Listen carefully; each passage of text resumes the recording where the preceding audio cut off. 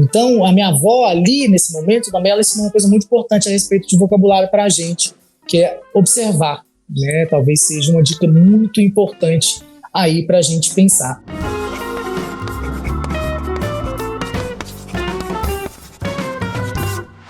Boa tarde! Eu sou Rayane Oliveira e eu estou aqui em ótima companhia para falar de redação. Boa tarde, Ray, boa tarde, Balt, boa tarde a quem está aí nos assistindo. Depois de uma semana sem o nosso podcast, voltamos agora em grande estilo. Né, Balt? Conta pra gente. A gente evoluiu aí a nossa discussão agora, a gente vai focar mais no vestibular do Enem, por conta das demandas mesmo que estavam sendo pedidas para a gente, e aí a gente decidiu direcionar, né, esse podcast mais para o Enem, e aí a gente vai evoluir diversas coisas aqui dentro, a gente vai mudar vários blocos, a gente vai direcionar mesmo a nossa conversa, e aí a gente agora surgiu com o outro podcast que ele já estava acontecendo lá no Instagram. Esse podcast eu estava fazendo ele sozinho no Instagram, que era terça-feira às 10 horas da manhã. E aí a gente decidiu fundir esses dois podcasts de redação, né, pegar o melhor dos dois e transformar aí nesse novo formato que a gente está trazendo para vocês. Portanto, não tem mais chá de redação boá, boá, boá, mas a gente tem o 920 mais na redação, que é o nome da nossa promessa, que é o nome do que a gente quer que vocês alcancem, que é, enfim, se vocês quiserem transferir, né, esse nome para outros vestibulares, 90% aí de aproveitamento na redação no vestibular que você quer, né, e aí a gente vai trazer esse novo formato. E já para explicar o porquê que não aconteceu o podcast na semana passada, eu passei mal, eu tive uma crise de intoxicação alimentar muito forte, bem no dia, né? Então, assim, eu fiquei impossibilitado mesmo de fazer o podcast. Hoje eu estou com um torcicolo ferrenho, mas isso não vai me abater, porque se eu for esperar eu estar 100% pleno, a gente nunca vai ter esse podcast, né? Então, assim, mesmo com o torcicolo, estamos aqui quase firmes, mas muito fortes, tá bom? É essa mudança, né? O pessoal aí também já estava ciente aí, né, Rafa? Sim, a gente ficou meio triste inicialmente e depois pensou assim, pera lá, a gente tá falando sobre um clube, né, gente? Quando a gente fala de 920 no Enem, aqui no quadro, a gente tá falando de vocês fazerem parte da porcentagem de pessoas que tiram 920 mais. E o Balt, né, sabe, a gente pode até trazer aquele gráfico super top que a gente tem, mostrando que é uma minoria, né? E é essa minoria que consegue conquistar a média e realmente passar nos vestibulares mais difíceis e nos cursos mais concorridos. Então a gente está muito feliz de poder participar desse grupo com o Balt. É isso mesmo que você falou, é muito importante, porque, tipo assim, às vezes a gente olha 920 mais, uma nota muito alta, e é de fato uma nota muito alta, né? E uma porcentagem muito baixa de gente atinge mais de 900 no Enem, né? 3%, né? Salvo engano, um pouquinho mais, 3,2%, uma coisa assim. Mas é isso que a gente quer mesmo. A gente quer que todo mundo que assista esse podcast, todo mundo que acompanha a gente semanalmente, nossas discussões de tema, as colheres, não mais colheres de chá, né? A gente vai modificar essa nomenclatura, mas sempre pegando essas dicas aí com a gente que progridam mesmo e atinjam, né? Essa é a nossa promessa. É isso que a gente quer alcançar. É isso que a gente quer que os nossos alunos que aqui acompanham consigam, né? Então, é isso que a gente vai buscar, né, a partir de agora. E querendo ou não, a gente já tinha um formato super direcionado para excelência, né? Principalmente nos últimos podcasts. A gente estava falando sobre dicas, assim, extra para você superar suas dificuldades e conseguir essa notaça aí, que vai te deixar mais fácil esse sonho de entrar numa universidade. Mas agora a gente vai ver como é que isso vai evoluir. Eu estou muito animado também para esse novo formato. Sim, mas a gente continua falando de duas questões, né? Sempre vamos trazer a estrutura e o repertório como questões aliadas e a gente vai tentar tratar das duas, né? A gente sempre vai tentar continuar com esse esquema. Então, se você tem alguma sugestão, seja de tema ou seja de uma parte da estrutura que você não está conseguindo fazer tão bem, né, sozinho aí no seu estudo, uma dificuldade que você já vem trazendo de outras propostas, ou uma curiosidade, manda pra gente, isso não mudou também. Vocês têm total controle do que a gente conversa aqui, né, e sempre a gente está aceitando suas sugestões, e você pode falar tanto nesses comentários, como também deixar depois, né, e conhecer a gente melhor no Instagram do quadro, que é quadro EAD, e aí você pode mandar para todo mundo lá da equipe e eles vão mandar para a gente vai poder implementar e fazer esse podcast cada vez mais interativo, beleza? Se tiver alguma dúvida também, pode mandar aqui que a gente está respondendo. E o tema de hoje vai ser super legal, porque é uma coisa que o Balt vem conversando nos outros podcasts, mas a gente não tinha feito um podcast específico para isso, que é sobre vocabulário. Vocabulário é mega importante para uma boa escrita, né? O domínio da língua passa pelo vocabulário. Então, para você fazer uma boa redação, o seu vocabulário ele tem que estar afiadíssimo, principalmente ele tem que estar sim, coincidindo com a proposta, né, daquele texto, porque muita gente fala assim, mas eu tenho um bom vocabulário, por que eu não consigo expressar isso no texto, né? É o que a gente vai explicar aqui. Como é esse vocabulário e o que é esse vocabulário, né?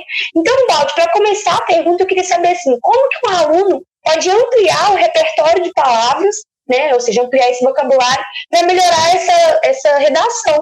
E se precisa ser inteligente para adquirir um excelente vocabulário, né? Muita gente acha que você tem que ler o dicionário todo dia e pegar lá aqueles tantos de palavras para adquirir aquele vocabulário. Conta pra gente. Uau, foram muitas perguntas aí, mas uma coisa me chamou muita atenção. Você falou, né, Rai, que o domínio da língua ele passa pelo vocabulário. Eu achei isso muito forte, muito importante, é isso mesmo. E outra coisa que você disse a respeito de inteligência.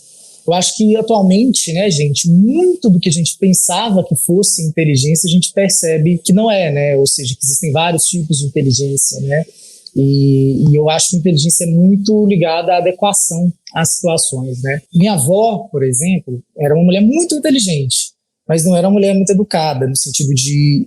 Não educada de bons modos, né? Mas educada de analfabeta mesmo, né? Infelizmente, minha avó não tinha acesso aí à educação. Ela não era considerada pela sociedade uma mulher muito inteligente, mas, por mim, eu sempre vi ela com muita sabedoria mesmo, esperteza, jogo de cintura, enfim, e vocabulário.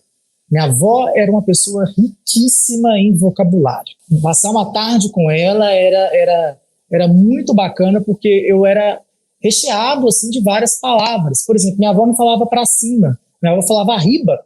De onde que ela tirou, né? Do interior de Goiás, ali, de onde que ela tirava esse arriba? De onde vinha, né? Se a gente pesquisar, aí a gente percebe que é uma presença aí, talvez, de uma cultura espanhola muito forte aí na região que minha avó nascia.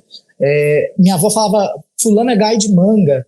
O que é uma pessoa galho de manga? O que é uma pessoa galho de manga? Fulano é espírito de porco. Era assim, era fantástico. E um dia, minha avó, muito atenta e observadora, ela tinha muito contato com a tia minha, né? E a minha tia muito estudada, esperta e muito inteligente no sentido de ter uma formação, né? Minha avó não ficava atrás, é claro, talvez ultrapassava muito, anos-luz essa minha tia. E aí minha avó passou uma tarde com ela, né? E eu encontrei com minha avó no dia seguinte, minha avó estava fazendo pão de queijo. O que era raro, porque minha avó não costumava fazer muito pão de queijo. E minha avó amassando pão de queijo, amassando pão de queijo, amassando pão de queijo. E ela virou assim pra mim e falou assim, olha aqui, Juninho. Ela me chamava de Juninho, né? Que meu nome é Baltazar Ferreira Júnior. Olha aqui, Juninho, essa aqui, ó, é a ética do pão de queijo. Cara, na época eu era criança, assim, pré-adolescente, estava aprendendo, né, a diferença de ética moral, não sei o quê, blá, blá, blá.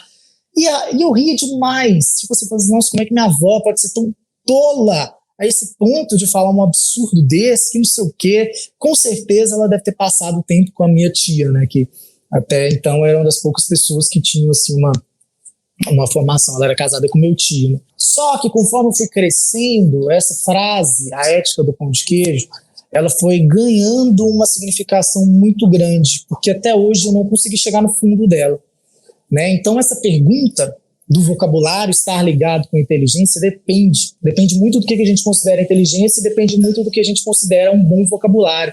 Para mim, a minha avó era uma das pessoas mais inteligentes que eu conheci, uma das pessoas que mais trazia novas palavras, novas formulações de palavras, em novas situações, enfim, na minha vida. E eu acho que se a gente pensar em vestibular, talvez não, né? Talvez não sejam vocabulários interessantes, mas para a vida, sim, completamente. Então, a minha avó ali, nesse momento, também ela ensinou uma coisa muito importante a respeito de vocabulário para a gente, que é observar, né? Talvez seja uma dica muito importante aí para a gente pensar. Então, a gente tem que ficar muito aberto com essa questão do que é inteligente, o que é vocabulário, e, sobretudo, gente, a primeira dica que eu já trago para vocês aqui, já emendando nessa história, né, é a questão do observar.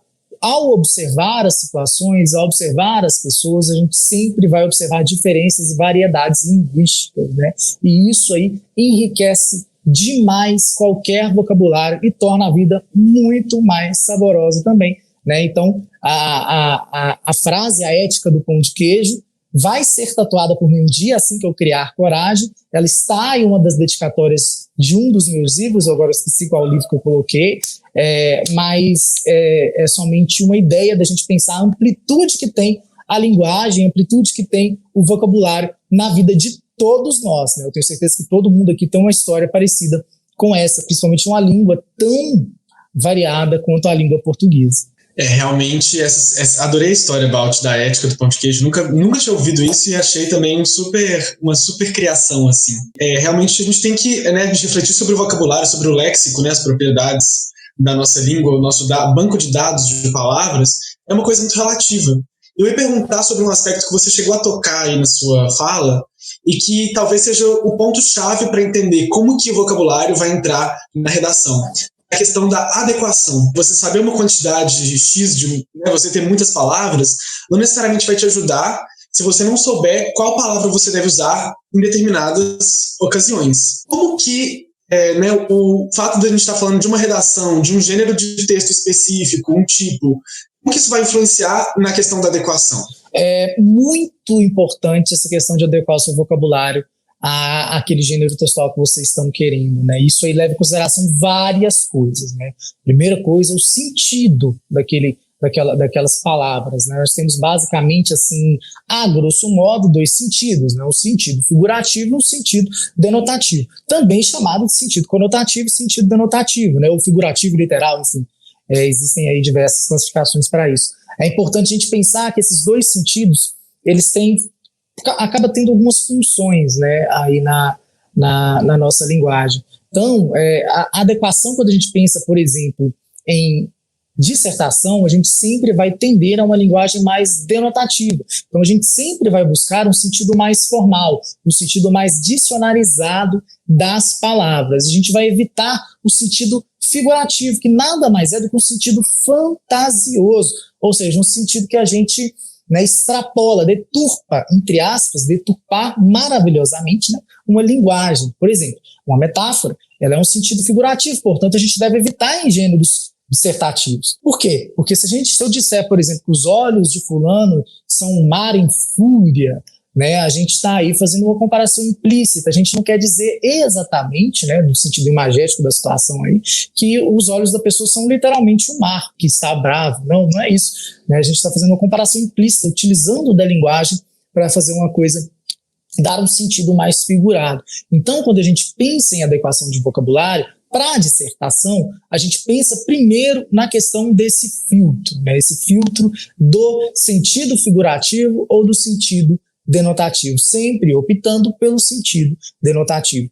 Outra coisa também muito importante é evitar palavras que estejam restritas a um único público-alvo. Por exemplo, você não vai utilizar muitas palavras que estão ligadas a um público-alvo, por exemplo, jurídico, ou o mediquês, né, o juridiquês, são aí as palavras que estão ligadas a públicos específicos. Por quê? Porque o interlocutor, a pessoa que você está emanando a sua dissertação, ela é uma pessoa universal, é uma pessoa, entre aspas, viu, gente, genérica, né? Uma pessoa que não tem aí uma especificidade. Então a gente tem sempre que optar por uma linguagem mais clara, mais fluida e entendível a todos os públicos, viu, gente? E isso é importante. Então o primeiro filtro, né, seria realmente a gente pensar num gênero de dissertação, seria o sentido conotativo e figurativo, depois a gente adequar aí a essa clareza, essa uniformização da linguagem, né? E é muito importante também mostrar uma variedade vocabular, né? Isso que a gente está querendo dizer aqui,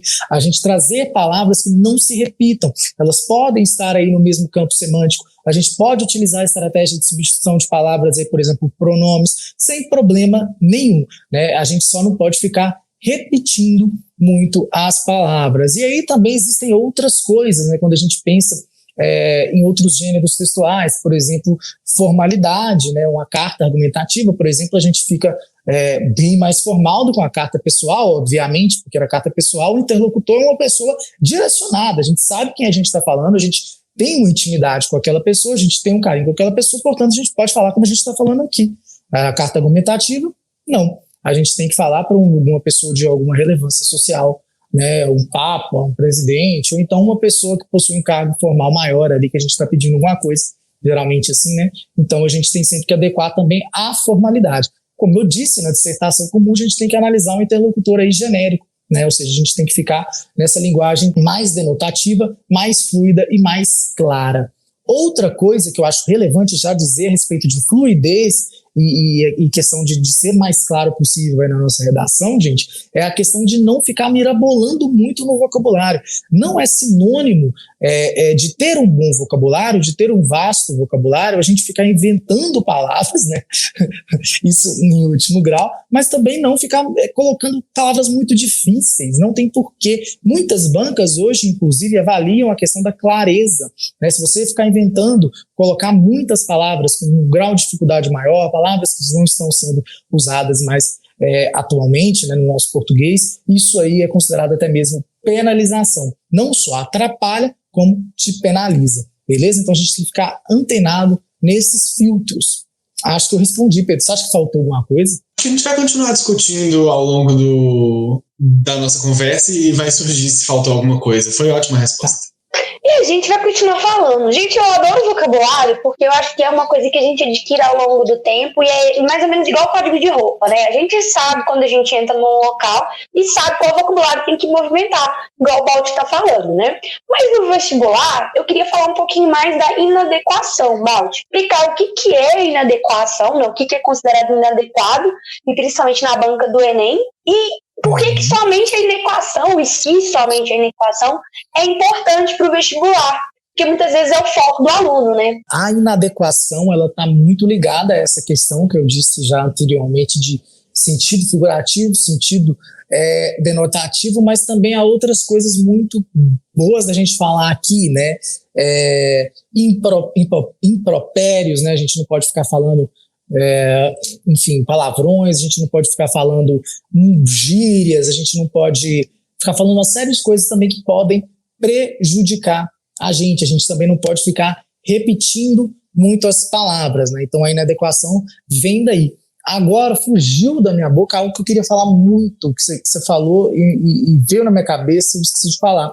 Mas enfim, gírias, um vocabulário que fica repetindo muito as palavras, né? A gente utilizar palavras que têm um grau de formalidade muito menor do que aquilo que estava sendo pedido na dissertação para a gente ficar inventando muitas palavras também, né? A gente não pode utilizar de figuras de linguagem, enfim, de neologismos, claro, são coisas aí que é importante a gente evitar sempre, tá? Então acho que talvez a inadequação esteja ligada a isso. Eu sempre digo para os alunos, eu acho que talvez a dica mais certeira que temos que falar a respeito disso, gente, é quando a gente fala de clareza mesmo e fluidez, né? O corretor ele tem que ler seu texto ali apenas uma vez, né? Ele não tem que ficar voltando para ler.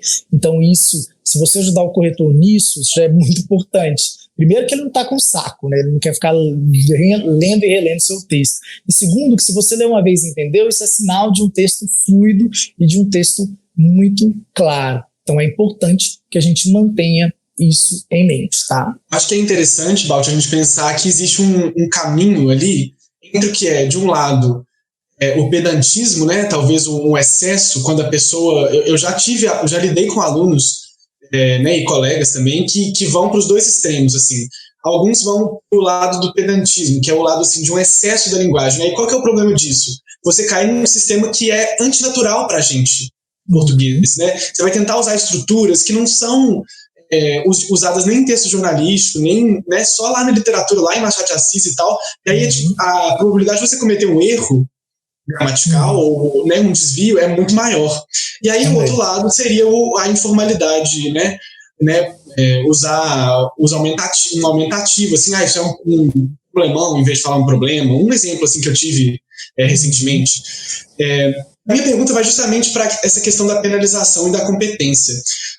Conta pra gente, qual que é a competência é mais afetada pela questão do vocabulário? É a competência 1? Então, isso é uma ótima pergunta. E eu acho válido responder que uma das coisas que são cobradas, né, no Enem é a bagagem cultural, e dentro dela, assim, também, uma bagagem de vocabulário amplo, né? Essa questão do vocabulário amplo é muito batida aí na tecla, justamente por conta disso, né? A gente fala, não evita a repetição, mas a gente evita a repetição justamente porque a gente tem que mostrar que nós temos um vocabulário grande aí. E esse foi, por exemplo, o grande desafio aí do ano passado no Enem, que a gente tinha que trazer sinônimos aí para não ficar falando cinema o tempo inteiro, né? E aí tem mecanismo cultural, aí tem espaço cinematográfico, aí tem sétima arte, enfim, uma série de coisas que a gente poderia falar a respeito disso. Quando a gente fala de vocabulário, a gente está falando, por exemplo, também de imprecisão vocabular, né, que é uma coisa muito importante que eu tinha esquecido de falar antes, né, que é quando a gente coloca palavras que elas não têm uma precisão muito grande. Por exemplo, quando eu falo, nossa, o cinema é uma coisa maravilhosa.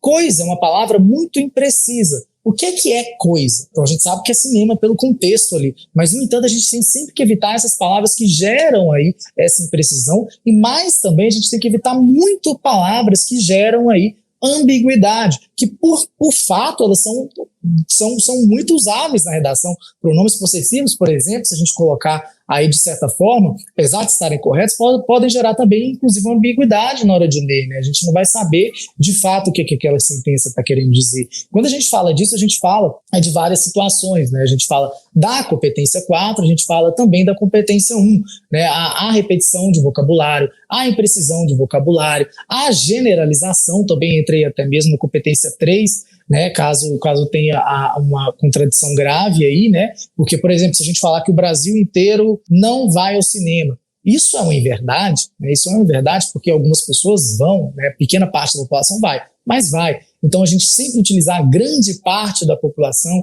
é uma boa dica, a maioria, né, é uma boa dica, mas a gente sempre evitar também generalizações e ambiguidade, né, isso aí entra em várias competências, por isso a gente precisa sempre tomar cuidado com isso. E uma dica já assim de antemão para vocês que estão aí não sabendo, então eu vou falar cinema só uma vez no meu texto? Não, é aconselhado não utilizar em pelo menos aí 3 linhas a mesma palavra.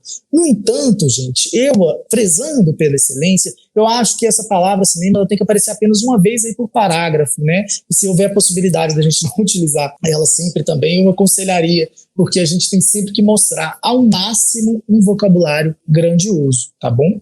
Eu queria fazer um comentário, essa sua fala foi muito interessante, eu lembrei de uma professora minha da faculdade, que é uma grande semanticista, estudiosa, né, do significado da língua e das palavras, e ela disse certa vez assim que às vezes tem mais palavras vagas e ambíguas no português do que palavras que realmente significam aquilo que elas são. Então, esse fator, né, de você procurar uma linguagem em um texto que preza pela objetividade é um fator muito importante, né? A gente pensa que isso é relativo, né, e tem gente que fala, né, é só usar uma palavra X, uma palavra Y, só que essa escolha é um processo, eu enxergo ela como um processo, você vai consolidando né, os seus mecanismos de associação lexical, né, de pensamento sobre as palavras que você vai usar, isso vai virando uma prática na sua escrita, né, você vai entendendo onde usar determinadas palavras, como usar, né, esse seu, por exemplo, o seu é um pronome super vago, ditado, né? E quando você pega isso numa correção, por exemplo, num feedback,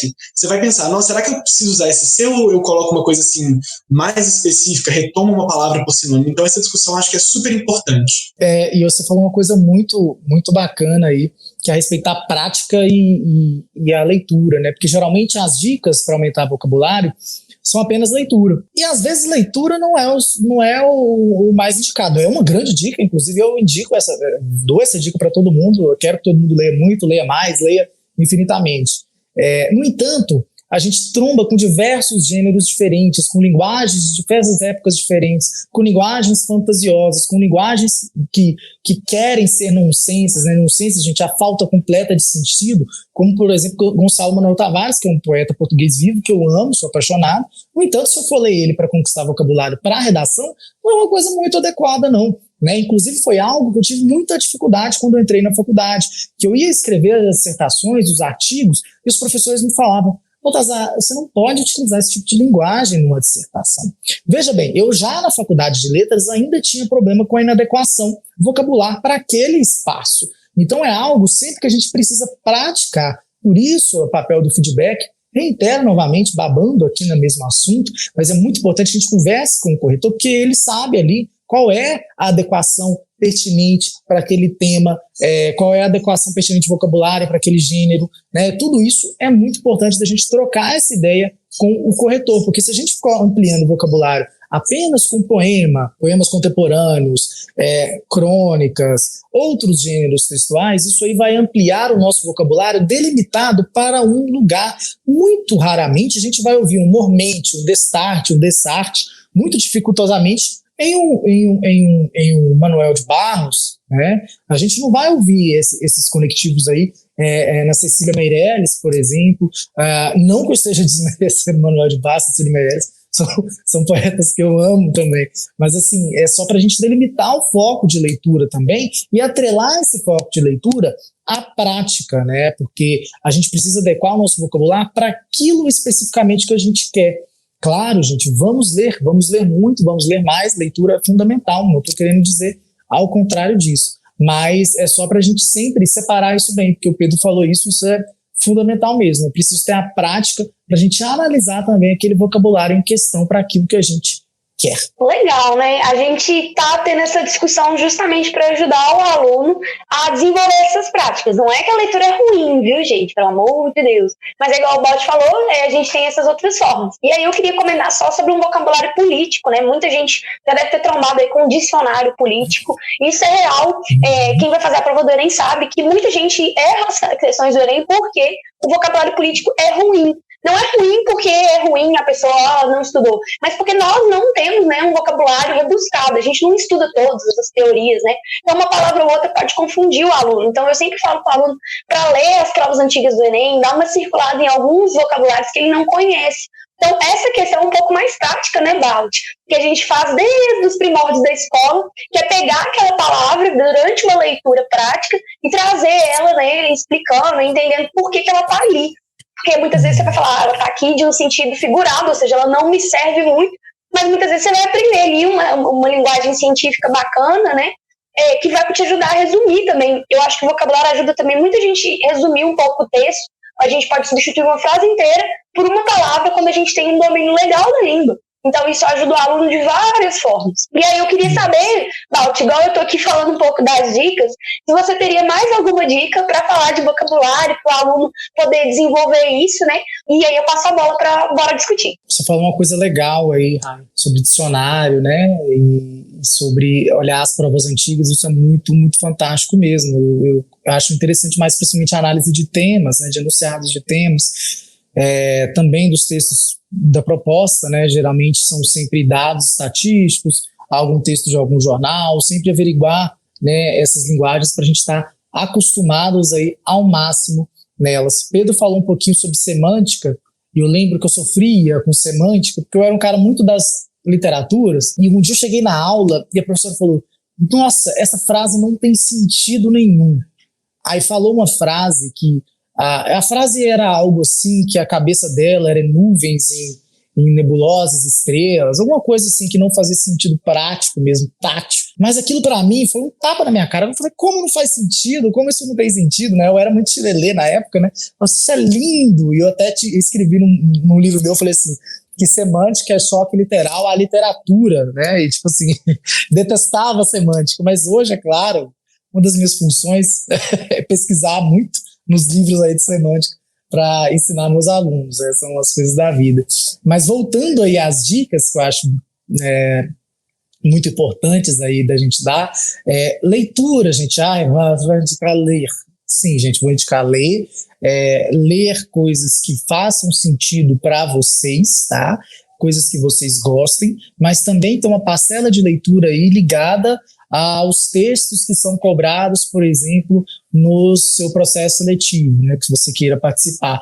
No Enem cobra texto aqui da NBC, aliás, da BBC, da CNN, aqui cobra textos também, aqui tem uma pesquisinha, vou aprender a ler um gráfico, que são coisas que vocês têm que aprender também, né? Não só na matemática, como para a redação, é uma coisa que eu tive que aprender demais a fazer, inclusive as convergências do gráfico, né? Por exemplo, você está dizendo que 70% da população brasileira está em faixa de pobreza, isso quer dizer que 30% da população brasileira, né, não está. Então, aí, em vez de você falar que 70% das pessoas estão na faixa da pobreza, a gente fala que 30% das pessoas estão confortáveis aí, né? A gente tem que fazer esse cálculo. Se você não souber, assiste o módulo de matemática básica. É importante, né? Então, a gente nunca pode colocar aquilo ali na íntegra, né? Agora, eu me perdi no que eu estava falando, mas, assim, ler textos que estão aí, que façam sentido com a proposta de redação, com a prova de linguagem, sempre são textos muito legais, né? E aí, gente, a ideia também não é só ficar lendo, mas também, como eu disse, praticando, né? Fazer uma redação por semana, em caso de dificuldade, fazer 2, escutar o corretor. Gente, quantas vezes eu já não marquei para o mesmo aluno que ele não deveria colocar certo conectivo em determinado lugar, e toda a redação o aluno colocava, porque ele queria mostrar uma autoria dele ali. Mas a autoria, gente, ela não pode sobressair a ideia do gênero, a ideia da estrutura, a ideia daquilo que está ali para você seguir, né? A sua autoria tem que ser baseada naquele modelo que está sendo dado a você, e não estou dizendo de fórmula pronta, mas sim da estrutura ali da dissertação. Então, assim, é sempre importante escutar e praticar e variar bastante, por isso que é muito importante também treinar toda semana, porque você treina outro tema, consequentemente, outro vocabulário, outras palavras que a gente tem que procurar aí para substituir a palavra-chave do tema, outro foco que a gente tem que ter. Então, a prática é muito importante. Terceira dica, converse. Gente, converse com pessoas mais diferentes possíveis, não pessoalmente na pandemia, é claro, mas sempre escute, por exemplo, as pessoas mais velhas. As pessoas mais velhas trazem consigo também termos, como eu disse aqui, o exemplo da minha avó, situações que a gente não está acostumado. Isso força a gente a sair da nossa zona de conforto, porque a gente geralmente conversa somente com pessoas que possuem interesses em comum, né? Pessoas da mesma idade, pessoas que frequentam o mesmo lugar, pessoas que jogam os mesmos joguinhos, pessoas que veem o mesmo meme, pessoas que vestem as mesmas roupas. Então é muito importante, né, que a gente varie de pessoas, porque pessoas trazem consigo bagagens culturais, e dentro dessas bagagens culturais, talvez uma das grandes partes aí dessas bagagens seja de fato o vocabulário. Então, conversar com pessoas diferentes, ouvir pessoas diferentes e, mais do que isso, refletir sobre isso. Como eu reflito até hoje na minha vida o que é, por cargas d'água, a ética do pão de queijo. Isso aí dá livro e livro para eu desenvolver sobre um assunto que minha avó fez assim, ó. Talvez ela não entendia, talvez ela não sabia, talvez ela não tinha aprofundado nesse conceito, mas eu, quanto ouvinte, que o ouvinte também tem um papel ativo, né, na locução, né? Eu, como ouvinte, tomei aquilo de significado e até hoje não consegui chegar em uma conclusão. Até hoje, a ética do pão de queijo bate a minha cabeça e me deixa acordado muitas noites. Então, assim, a gente sempre tem que escutar muito as pessoas, né? E escutar pessoas de diferentes formatos, aí, entre aspas, né? Pessoas mais velhas, pessoas de diferentes classes sociais, pessoas de diferentes orientações sexuais, que orientação sexual, por exemplo, identidade de gênero, também enquanto comunidade produz um tipo de vocabulário, por exemplo, o pajubá, que é uma variação da nossa língua, né? Um dialeto aí, porque já está plenamente formalizado no dicionário, né? Já foi estudado, é uma língua estudada, que é uma língua, por exemplo, é um dialeto baseado aí na língua iorubá e também na língua portuguesa, então é uma mistura aí muito bonita, né? A Quenda, o Aqué da Mapô, né? A Quenda, o Picumã da Mapô, enfim, são palavras aí que só quem é do meio entende, então é muito importante a gente sempre trazer diversas coisas, mas enquanto a gente está trazendo essas coisas, enquanto a gente está ampliando esse vocabulário, é muito importante que a gente saiba direcionar esse vocabulário para cada situação. Aí está a adequação e a não adequação, né? Nada está errado, tudo está ou adequado ou inadequado para determinadas situações. A gente não vai colocar a Quenda ou o Aqué da Mapô na dissertação nossa, a não ser que seja uma citação de uma música, não conheço, mas se existir, tudo bem, e se estiver relacionado ao tema, tudo bem, mas via de regra, a gente tem sempre que se adequar, a gente sempre vai se adequar àquilo que a gente está se propondo, e acho que essa regra, como a Rai falou, né, essa regra vale para a vida, não só para o vocabulário. a gente tem sempre que ficar atento em pesquisar bastante e adequar muito. Outra dica fundamental, gente, que hoje caiu completamente em desuso, que é o uso do dicionário. Sim, aquela coisinha que vinha assim na escola quando a gente era pequeno, hoje ele não está mais em formato de papel, ele também se encontra em formato de pixels e algoritmos e essas coisas maravilhosas aí da internet, que é só digitar, você consegue ter acesso a um bom dicionário de graça, né? São dicionários, gente, que podem muito bem ajudar a gente na dissertação, principalmente porque neles estão lá o sentido denotativo da linguagem. Então, sempre atentem-se a isso. Por exemplo, uma palavra que eu sempre digo aqui, que muita gente erra até hoje, o através. Né? O através não significa por meio de, mediante de, ele significa atravessar algo, né? Como se a gente atravessasse alguma coisa mesmo. Então, se a gente utilizar ele na nossa redação com esse sentido de mediante, ou de por meio de, ou por intermédio, isso está equivocado. Não na nossa linguagem oral, a gente fala isso à torta à direita. Eu também, mas quando a gente vai escrever nossa redação, a gente tem que trazer o sentido denotativo e a gente vai trazer o por meio de, por intermédio de ou mediante, né, para a gente evitar esse erro tão comum na redação. Então, o dicionário pode sim ser seu melhor amigo.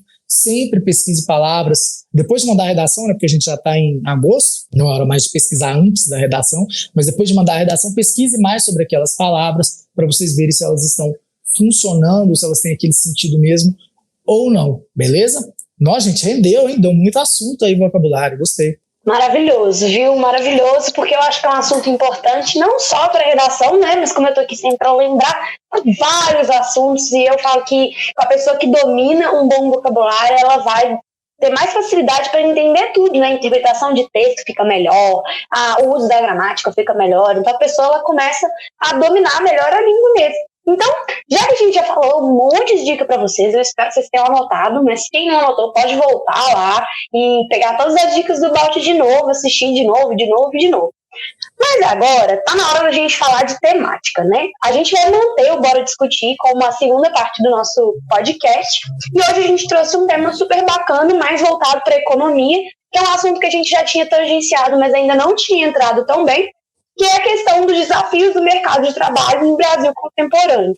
Essa é uma questão muito importante, porque nós estamos lidando com um ano que teve um aumento de desemprego muito grande no país, e isso já tem vindo, né, desde a questão do rebate daquela crise, né, a gente vem de uma questão de que a gente cresceu, vamos dizer assim, porque nós começamos a consumir mais, mas essa medida econômica, né, de crescer a partir do consumismo é muito perigosa, porque as pessoas se endividam não conseguem pagar. Então, isso aconteceu para quem está um pouco desatualizado do que estamos vivendo, porque essa crise piora, o petróleo. Então, tem um monte de questões que a gente pode ficar aqui discutindo, mas essencialmente a gente tem que pensar nisso, principalmente porque a questão do mercado, ela serve tanto para o poder de compra, ou seja, eu estou empregado, logo eu recebo um salário e tenho poder de compra, quanto ela serve, né, na questão de eu poder trabalhar e eu ter o fruto do meu trabalho. Então, eu produzo da mesma forma com que eu compro, né? Então, isso tudo está alimentado.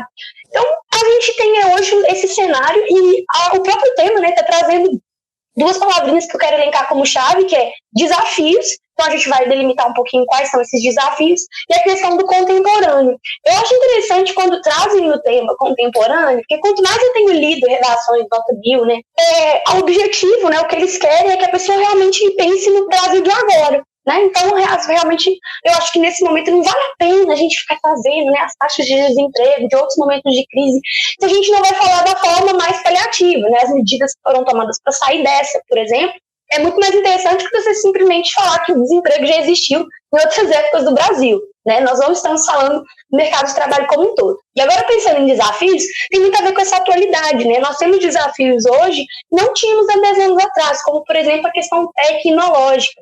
Hoje a gente tem muitas mãos de obras que estão sendo substituídas por máquinas. Isso já é um processo, né, que vem desde lá atrás, mas vai se intensificando com a criação, por exemplo, da inteligência artificial, né, e tantas outras praticidades online. Então, esse é o primeiro desafio que eu vou elencar. E o segundo é a questão da meritocracia, que está bem relacionada também à inserção do jovem no mercado. A gente tem muito jovem pronto para trabalhar, mas tem alguns problemas dentro dessa taxa do jovem. Poucos deles têm estudo superior especializado, ou seja, são pessoas que têm força de trabalho, estão no momento do seu trabalho, mas não têm especialização e por isso ficam presos em subempregos e a deriva do mercado, né, com contratos que são muito instáveis. E a outra questão é gente que é jovem e muito qualificado e por causa da falta de experiência não consegue entrar no mercado de trabalho. Essas duas situações estão linkadas à oportunidade de cada jovem. Oportunidade que pode ser em não ter acesso ao ensino superior ou, por exemplo, né, ter ficado tanto dentro do ensino superior que essa pessoa não teve um emprego prático, né, porque ninguém quer contratar essa pessoa além dos estágios que ela fez durante a faculdade. Então, isso também acontece muito. A gente tem esses dois lados. E aí a gente vai falar dos grupos que são marginalizados, vamos dizer assim, né? Nós temos ainda a questão do preconceito como um grande empecilho no mercado de trabalho. A gente tem preconceito sobre tudo, né, gente? A gente sabe que, dependendo do trabalho, as pessoas têm muita questão da aparência física. Então, a gente ainda tem questão no currículo que as pessoas colocam boa aparência. Isso é uma coisa medonha. Não sei se alguém já aprendeu a fazer currículo na escola, por exemplo. Antes era uma prática mais comum, eu não formei tem muito tempo, mas faziam isso comigo, zero. E é muito interessante como essa é uma discussão mesmo, porque, de certa forma, você está tentando fazer o seu currículo ficar o máximo atrativo possível. Mas, ao mesmo tempo, você está entrando numa estética, né, num sistema que não é positivo para ninguém. E alimenta justamente essa questão da competitividade em coisas que não são especialização, ou realmente a força do trabalho e a experiência. Então, a gente tem isso para a questão da LGBTQIA+, a gente tem isso para a questão racial, né? A gente tem muito preconceito social. Isso é uma questão de estereotipação até do subemprego. As pessoas da periferia estão presas a empregos, principalmente porque estão presas a oportunidade limitada. Então, a questão do jovem vai somar muito aqui, porque é no jovem que a gente ingressa ao mercado de trabalho, né? Pessoas que ingressam no mercado de forma tardia têm problemas, né? Muitos casos de mães que têm filhos e agora precisam ir para o mercado, não conseguem ser absorvidas, porque são vistas como despreparadas, né? Anos sem trabalhar, e isso vira um problema. Então a gente tem toda essa questão, a questão da mulher, é a última que eu vim trazer, né? Então a gente falou da gordofobia e do preconceito racial, a gente falou do preconceito da homofobia, né, LGBTQIA+, fobia, e a gente pode falar, né, sobre, última instância, a questão da mulher. Então, eu acho que isso cabe bastante para a gente pensar, né, a questão da tecnologia. Eu vou mais além, pensar que o trabalho no Brasil está mudando. A gente tem a proposta da carteira verde e amarela. A gente tem hoje muitos trabalhos que são feitos a partir de... Você não precisa ter curso superior, né? Você só precisa ter um nível de especialização, então você pode ter feito um curso técnico. E o curso técnico ele tem sido uma das oportunidades para o jovem. Então, é interessante a gente falar disso, né? Também, porque a gente não pode falar que a gente está parado esperando o que vai acontecer. As pessoas estão se movimentando. Então, quem quiser falar de empreendedorismo, eu acho que esse tema é interessante para a gente falar de mais oportunidades de trabalho surgindo. Eu queria trazer agora os meninos, já que eu já lavei esse tema aí, para saber o que eles acham. Eu acho que a gente pode finalizar, né? Porque eu acho que um detalhe que você não falou, que eu acho que é interessante elencando esses preconceitos, infelizmente, preconceitos infelizes, é a questão do capacitismo, um aspecto que está sendo mais debatido, pelo menos eu estou vendo mais debate sobre isso, né? Mais pessoas com deficiência falando sobre isso, porque mesmo que existam projetos assim, essas cotas para pessoas com deficiência nas empresas, no setor público, essas pessoas nunca transcendem a condição delas. Então, mesmo que elas tenham capacidade para ocupar um cargo que uma pessoa sem deficiência ocuparia, elas não conseguem por causa do preconceito, por causa da mentalidade ainda muito de pena, de preconceito mesmo contra essas pessoas. De favor, né, Pedro? Exatamente. A gente ainda vê como um favor oferecer uma vaga de emprego, uma oportunidade igual para esse grupo marginalizado. Isso que a gente tem que pensar. Na ética do capitalismo, a gente precisa muito pensar o que é trabalhar, gente. Cada vez mais a gente tem trabalhadores alienados quanto ao seu próprio trabalho. Quando você trabalha, você está colocando toda a sua dedicação. São horas da sua vida. Quando a gente está na tutoria, a gente fala muito para o aluno, olha, fecha os olhos. Pensa o que você quer estar fazendo daqui a 5 anos. Mas não pensa, eu quero salvar vidas. Pensa no seu dia. Você acorda e você vai para onde? No escritório de parede fechada? Você lida com gente? Como que vai ser seu dia? Porque é isso que a gente faz no trabalho. Então, essa questão, quando você tira a oportunidade de alguém, você também se reconhece no trabalho. A gente tem orgulho de trabalhar, né? Principalmente que a gente pode trazer, por exemplo, a ética da Revolução Gloriosa, né, e das modificações da questão da reforma protestante como um todo, porque naquele momento ali se quebra a ideia de que o trabalho, o ócio que é bom e o trabalho é ruim. Naquele momento ali a gente valoriza o trabalho. Então, o trabalho é a questão da dignidade do homem. Então, a oportunidade de trabalho ela chega a ser uma questão do Estado por causa disso. As pessoas precisam mesmo trabalhar. Então, as condições de trabalho elas também têm que ser favoráveis. Isso trabalho é uma coisa que eu me reconheço, é uma coisa que eu me identifique, é a minha ação no mundo. Eu não posso simplesmente trabalhar 12 horas, não ter descanso, porque eu não vou fazer isso bem. Então, é uma onda e é um ciclo que precisa ser pensado. Cada vez mais está sendo pensado. A gente hoje tem a questão das cotas. É legal que o Pedro trouxe, que eu ia falar como uma ação mesmo, paliativa. Hoje a gente tem cotas para pessoas LGBTQIA+, para as pessoas, né, por exemplo, mulheres que estão há tempo sem trabalhar e precisam voltar ao mercado. A gente tem vários grupos de juntas fazemos renda, por exemplo, não sei se vocês conhecem, e aí são mulheres que se ajudam mesmo, assim como a comunidade LGBTQIA+, assim como a comunidade negra, e assim como a comunidade deficiente também, que tem cada vez mais se unido, né, na presença de rede social, que não era uma coisa muito que está acontecendo agora, porque eles são muito apagados, né, gente? É uma realidade, assim, do Brasil. Então, nesse sentido, eu queria trazer para vocês esse tema como uma ideia até para vocês pensarem. Vocês são jovens que estão entrando no mercado de trabalho a partir dessa redação. Então, é muito importante que a gente reflita sobre isso de forma crítica mesmo e pense que os desafios, eles estão aqui para serem superados. Então, a gente tem que criar medidas para isso. E a gente tem que ser frio. A medida não pode ser assim, meritocracia, sabe? A medida não pode ser, mais emprego. Mais empregos como, né?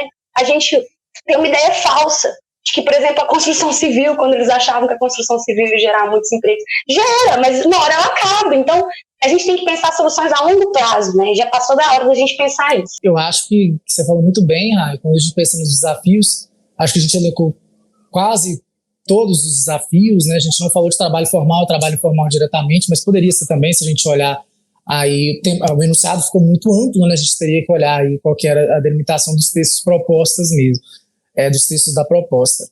Acho interessante, já que a gente está falando de vocabulário também, a gente pensar na origem das palavras, né? Alienação do trabalho, como a Rai falou, alienação é uma palavra que vem lá de Marx, e meritocracia, uma palavra tão nova e com uma ideologia tão antiga. Talvez seja um assunto interessante a gente discutir numa próxima, bora discutir. Meritocracia é um conceito novo que surgiu como palavra, Michael Young, né, no começo do século XX, e é muito importante a gente pensar que esse contexto surgiu absolutamente no contexto ficcional, né, num livro ficcional de uma ideia distópica, e que é uma ideologia que vem lá, que tem a base na Revolução Francesa, né, que quando decapitaram lá os burgueses e tudo mais, falaram assim, agora acabou esse negócio de aristocracia hereditária, a pessoa não vai ter um cargo simplesmente porque ela nasceu em tal família, a pessoa não vai ter tal casa porque ela simplesmente nasceu lá, agora vai ser baseado no mérito. Isso, naquela época, talvez tenha, né, Rai, você me corrige se eu estiver errado, pelo amor de Deus, foi só uma pesquisa que eu fiz esses dias. Tá indo super bem, é isso mesmo. Tá bom. Então aí falou assim, agora vai ser um mérito e tal. E isso foi radical, né? Lá Napoleãozinho, todo mundo falou assim, agora é o mérito que vai valer.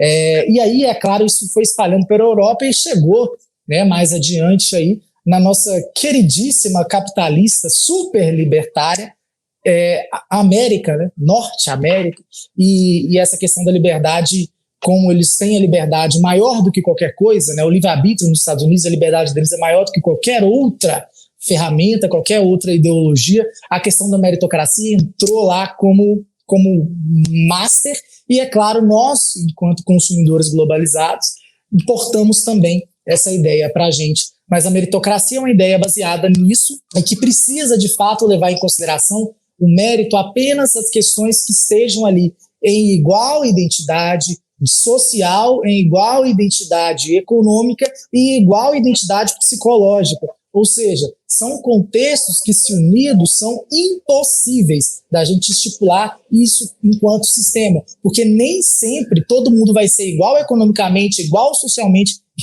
e também igual psicologicamente. Então são coisas assim muito utópicas que foi feita, que foi escrito aí com a base totalmente ficcional e que a gente começa a trabalhar isso como uma forma da gente ter um sistema igual em um mundo totalmente desigual, tá, gente? Em um mundo onde há completamente injustiças, em um mundo onde uma pessoa de 9 anos, só porque ela é negra, ela é assassinada, em um mundo que uma mulher sai de noite, ela é estuprada, em um mundo que a pessoa sai com uma vestimenta de candomblé, ela é apedrejada. Nós não podemos esquecer nunca que o Brasil não é um lugar tranquilo de se viver. Nós somos o primeiro lugar do ranking em assassinato de pessoas transexuais. Nós somos o primeiro lugar do mundo em feminicídio. Nós somos um dos países mais racistas do mundo, apesar de termos a população majoritariamente negra. E é claro que isso reflete em diversos níveis. Somos um dos maiores PIBs do mundo, no entanto, somos o 8º maior país em analfabetismo do mundo. Isso mostra a imensa desigualdade social e a inacreditável corrupção que ainda existe. Então é claro que isso é tudo um grande desafio do mercado do trabalho, mas o Brasil, gente, precisa melhorar muito, viu? E muitos anos para que a gente possa pensar em meritocracia. Sim, e a discussão, Baldi, é legal de trazer que o que é mérito, né? A discussão de o que é valor, o que é ético, o que é moral, o que é aquilo que a gente deve almejar, uma ação, né, correta na nossa sociedade, tem sido discutido há anos. Até hoje a gente tem a discussão. Então, realmente, a gente tem que pensar em equidade, não em igualdade. Começar a realmente pensar o que a gente quer que seja para todos. Foi assim que as grandes revoluções começaram, né? A gente pensou assim, olha, eu quero um bom trabalho, saneamento básico, internet, quero ter conforto, quero ter minha família bem, poder ter uma saúde de qualidade, né? Eu quero poder colocar meus filhos na escola e continuar aprendendo se eu quiser. Então, se eu quero isso para mim, eu quero isso para o meu país. Então, a gente vai ter que continuar movimentando. E eu entendo, né, que hoje a economia é uma grande parcela, é uma grande importância. Então, a gente está vivendo uma crise global. Então, a dica para vocês também é, gente, vamos entender a economia, tá? Muitos desses temas de economia podem surgir e, quando eu converso com os alunos, é o que eles têm mais dificuldade. Isso é uma coisa geral. A gente entende pouco de economia no Brasil. É pouco ensinado. Então, não deixem de pesquisar, fazer como o Balti falou, de buscar, né, nos jornais, principalmente na web, né, se informar sobre isso e conhecer conceitos básicos. Não ter vergonha de digitar o que é PIB no Google, o que é juros, como é que é essa questão da taxa de desemprego. Isso a gente vai aprendendo com o tempo. Beleza? Então, gente, acho que a gente vai agora para a nossa dica do Balti, né, Balti? Que a gente mudou esse nome aí. Um segundinho, eu só queria, antes da nossa grande dica do Balti, eu queria só recomendar um repertório rapidinho, uma pílula assim, literária musical. A música Construção, do Chico Buarque, é dos anos 70, mas eu acho que a gente pode facilmente transpô-la para cá. Quem é o trabalhador que lá, né, morreu na contramão atrapalhando o tráfego? Quem é esse trabalhador atualmente? É o nosso motorista de Uber? É o entregador de aplicativo? É a doméstica que está, né, sendo oprimida em casa? Como que funciona essa informalidade, esse trabalhador que é totalmente marginalizado, né? Então, essa música eu acho que é essencial escutá-la, não só em termos sociais, mas em termos poéticos, e eu acho que pode ser usada como um repertório bacana no tema do trabalho. Gente, então vamos lá para a dica do Balti. Antigamente era colher de chá, vou sentir falta dessa nomenclatura, mas enfim, sigamos, né? Parte de viver é desapegar. Uau, isso é o quê? Não sei. Citei alguém que eu não sei quem, mas enfim. Dica do Balti de hoje vai muito ligada à questão que o Pedro disse sobre situações capacitistas, né, que acontecem no mercado de trabalho. E eu assisti um filme, é um filme, acho, canadense, muito bom, que ele chama MAUD, né, M-A-U-D, sobre uma artista plástica canadense que, enfim, tinha uma série de situações ali